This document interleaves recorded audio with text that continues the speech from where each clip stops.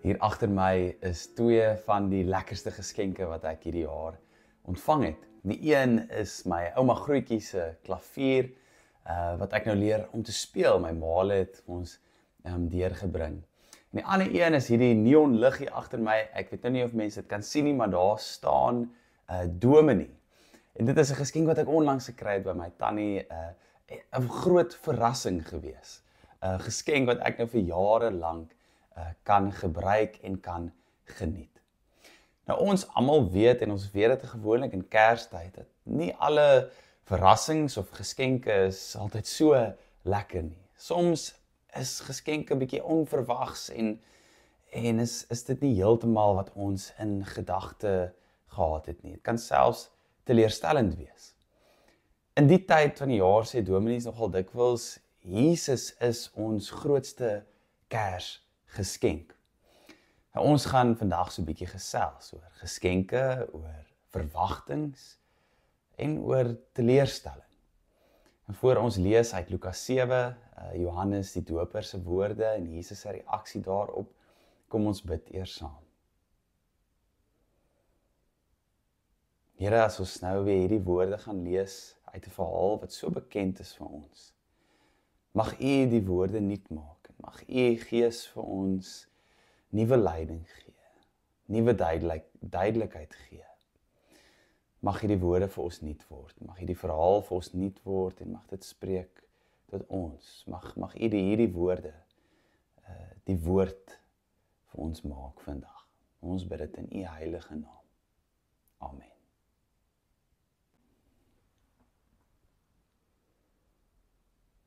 Johannes se disippels het hom van al hierdie dinge vertel. Johannes het twee van sy disippels laat roep en hulle na die Here gestuur om te vra: Is U die een wat sou kom? Of moet ons iemand anders verwag? Toe die manne by hom aankom, sê hulle: Johannes die Doper het ons na U gestuur om te vra: Is U die een wat sou kom? Of moet ons iemand anders verwag? Daardie oomblik was Jesus besig om baie mense van hulle siektes en kwale en bose geeste te genees en om baie blindes weer te laat sien. Hy het hulle geantwoord: Gaan vertel vir Johannes wat julle gesien en gehoor het. Blindes sien weer, verlamdes loop, melaatses word gereinig, dowes hoor, dooies word opgewek, aan armes word die goeie boodskap verkondig. En gelukkig is elkeen wat nie aan my aanstoot neem nie.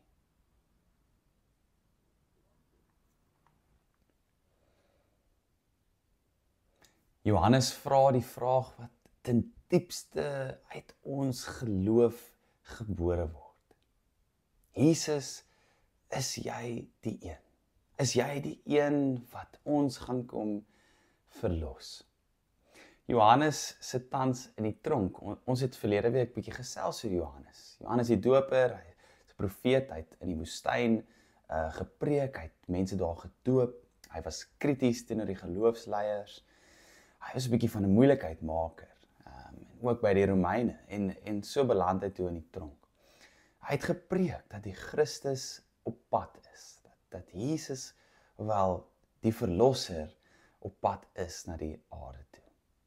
Nou, ons almal dink ek weet hoe dit voel om te wens vir 'n uitweg, te wens vir verlossing, vir heil, vir toevlug, vir 'n ruskans, vir bevryding.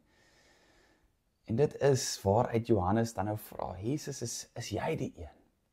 Is jy die een wat ons gaan kom red? En die vraag word 2 keer herhaal in Lukas se vertelling. Met ander woorde, dit is 'n belangrike vraag.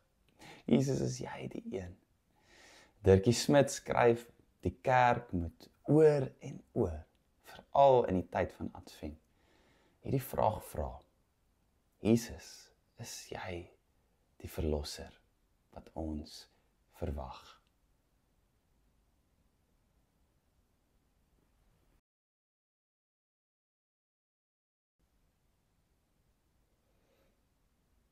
Ek hou nogal baie van die tipe Johannes wat ons hier teekom, die Johannes wat onseker is, die Johannes wat dalk twyfel.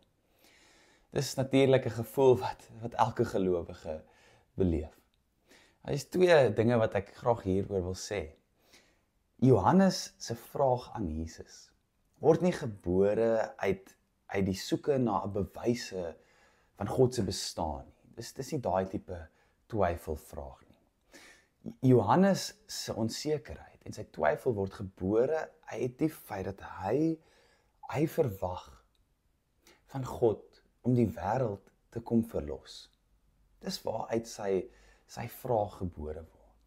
Hy glo, maar ek sien nie die wêreld en ek sien wat hier gebeur. Ek sien die onreg en die moord en die armoede en die sleg en ek glo net dat dit moet verander. Nommer 1 en nommer 2, ek glo dat God dit wil verander.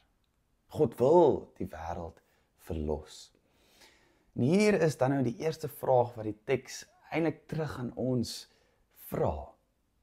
Verwag ek nog van God om die wêreld en myself te verlos?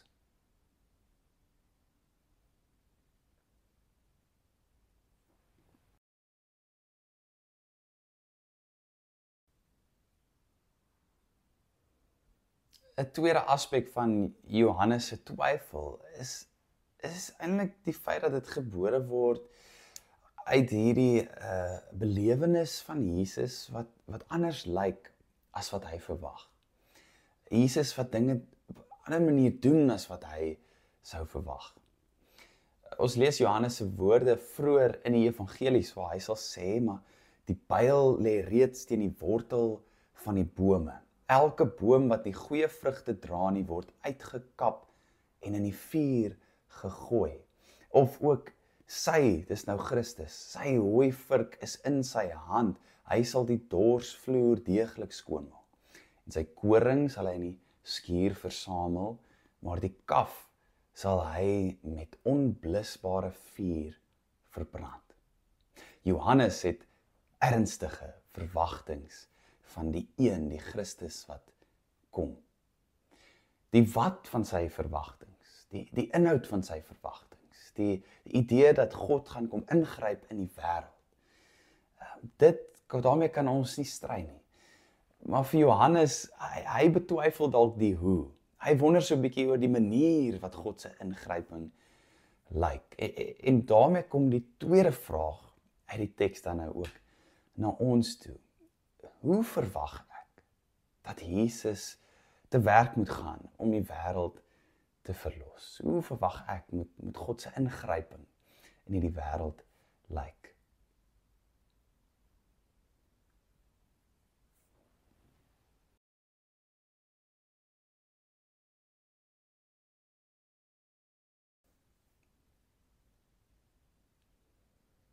Johannes se verwagtings en sy twyfel en sy moontlike teleurstelling laat my nogal dink aan Jona. Die profeet Jona wat dan nou gestuur word na Ninive toe. En Jona besluit nee, hy gaan nie Ninive toe gaan nie. Hy vlug in die teenoorgestelde rigting. En later sê Jona, hoekom? Hy sê maar ek weet dat as hierdie mense van Ninive gaan bekeer, as hulle gaan terugdraai na God toe, dan gaan God vir hulle genade betoon. En dis nie wat ek wil hê nie. Nou dis duidelik dat die geskenk van Jesus, van God se genade, lyk dalk anders as wat ons verwag. Vir Jona, vir Johannes en vir my en vir jou. Johannes sit in die tronk en ek meen is te verstaan, hy verwag 'n spoedige ingryping van die koninkryk. Die Christus moet nou kom en die Christus moet nou als verander. Ons lees in die teks dan nou dat Jesus kom en hy gryp in, maar hy doen dit deur te genees, blindes te laat sien. Hy maak heel wat gebroken is. Hy bevry mense van hulle demone, hulle illusies en hulle leuns en die dinge wat hulle vasbind. Hierdie Jesus gaan ook dan nou, soos Johannes, later sy lewe verloor. Dis iemand wat Johannes dalk nou nie heeltemal in gedagte sou gehad het nie. Hy nie sou verwag het die verlossing van God gaan kom bewerkstellig hier op aarde nie. James Cone is 'n briljante Amerikaanse teoloog en hy sê dat ons as gelowiges moet 'n gesonde ateïsme beoefen. Nou wat bedoel hy daarmee? James Cone sê ons as mense het die neiging om God in ons eie beeld te skep. Soos maak nie onsself oop vir die misterie van God nie, ons skep maar eerder ons eie God. En wat hy sê ons moet doen is ons moet ons geloof verloor in daardie afgod wat ons dan nou eintlik geskep het. Daardie beeld wat ons geskaap het. Ek wil jou daarom los met hierdie laaste vraag. Watter van jou eie verwagtinge van God moet jy laat gaan? Is daar dele van God wat jy dalk self geskep het en wat jy nou moet ook laat afsterf? Ek gee jou 'n oomblik om oor hierdie vraag te dink en dan gaan ons sommer daarna saam bid en vir die Heilige Gees vra om hierdie dinge vir ons sigbaar en duidelik te maak.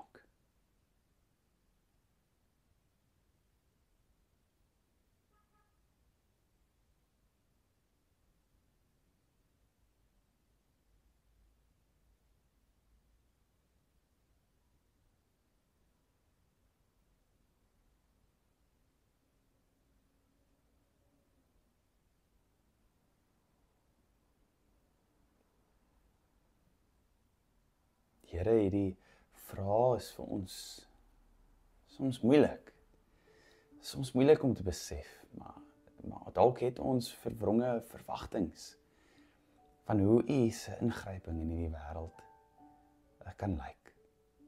Here, ons sien dit so duidelik in Jesus dat die ingryping is liefde en is genade en is genesing.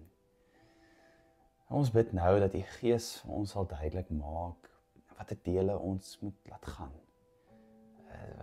Wat se klere ons vir U aantrek, wat nie pas by wie U is nie. Geef vir ons duidelikheid, geef vir ons sigbaarheid.